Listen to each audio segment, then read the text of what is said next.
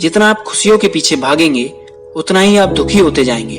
तो ऐसी कोई कोशिश भी ना करें। क्या आपने ये बात नोटिस की है, जब आप किसी चीज के बारे में लापरवाह होते हैं तब वह आपको बड़ी आसानी से मिल जाती है, वजह इसके जब आप उसके पीछे भागते हैं। अब आगे आते हैं दूसरे चैप्टर पर, जिसमें लेखक कहते हैं खुशियों के पीछे मत भागिए।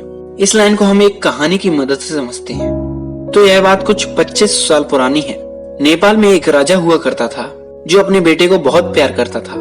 उसे दुनिया की हर खुशी देना चाहता था और सारे दुखों से दूर रखना चाहता था। इसी कारण उसने अपने महल के आसपास बहुत ऊंची ऊंची दीवारें बनवा दी, जिससे कोई भी परेशानी उस तक ना पहुंच पाए।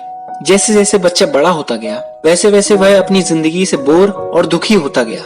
उसे बाहर की दुनिया देखनी थी, तो मौका मिलते ही चुपचाप वह एक दिन महल से बाहर चला गया और बाहर जाकर उसने पहली बार दुख देखा।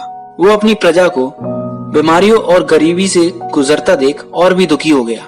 उसे अपने पिता पर बड़ा गुस्सा आया, जिसने उसे आज तक इस सब से छुपाए रखा।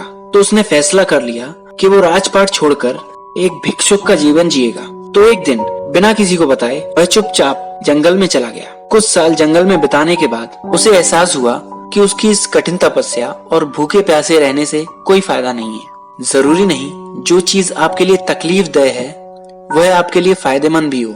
तो उसने यह जाना कि जीवन अपने आप में एक तकलीफ है। अमीर अपने पैसे की वजह से तकलीफ सहता है और गरीब पैसे की कमी की वजह से।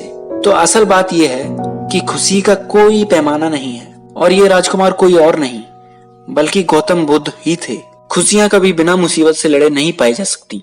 दूसरे शब्दों में कहें तो परेशानियों का दूसरा नाम ही खुशियां हैं। जैसे जब आप परेशानियों को सुलझा लेते हैं तब आपके चेहरे पर खुशी अपने आप झलकने लगती है। इस तरीके से तकलीफों को अवॉइड ना करके उनको सुलझाना ही आपकी खुशियों की चाबी है।